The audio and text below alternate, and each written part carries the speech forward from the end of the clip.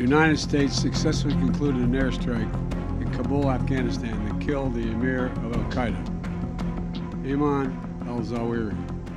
आतंकी संगठन अल-कायदा का प्रमुख अयमान अल-जवाहिरी अमेरिका के एक हमले में मारा गया है।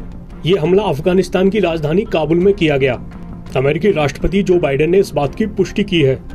जवाहिरी अमेरिकी कार्रवाई में ओसामा बिन लादेन के मारे जाने के बाद अल-कायदा का सरगना बना था। बाइडेन ने कहा कि उन्हें उम्मीद है कि जवाहिरी की मौत से 9/11 हमले में मारे गए लोगों के परिजनों को राहत मिलेगी। उन्होंने कहा कि इस ऑपरेशन में किसी आम नागरिक की जान नहीं गई। इसके अलावा उन्होंने कहा, न्याय हो चुका है और अब ये आतंकी नेता दुनिया में नहीं है। एक वरिष्ठ प्रशासक ने बताया कि जवाहिरी कई सालों से छुप रहा था। ऐसे में उसे ढूंढकर मार गिराने का ऑपरेशन धैर्य के साथ किए गए काम का नतीजा है। न्यूज एजेंसी रॉयटर्स के मुताबिक एक अधिकारी ने पहचान जाहिर न करने की शर्त पर जवाहिरी की मौत के ऑपरेशन की पूरी कहानी बताई है।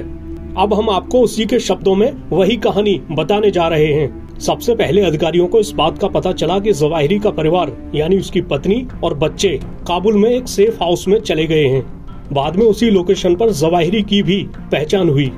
इसके बाद कई महीनों तक खुफिया अधिकारियों ने ढंग से इस बात को पक्का किया कि उन्होंने सही तरीके से जवाहिरी की पहचान की है और अप्रैल की शुरुआत में वरिष्ठ अधिकारियों को इसके बारे में बताना शुरू कर दिया। फिर national security adviser Jake Sullivan ने राष्ट्रपति बाइडेन को इसके बारे में जानकारी दी। अब जवाहिरी को मारने के प्लान में इस बात का ध्यान रखना था कि ऑपरेशन में आम नागरिक हताहत न हो। ऐसे में राष्ट्रपति बाइडेन ने मुख्य सलाहकारों और कैबिनेट मेंबर्स के साथ कई दौर की बैठकें भी की।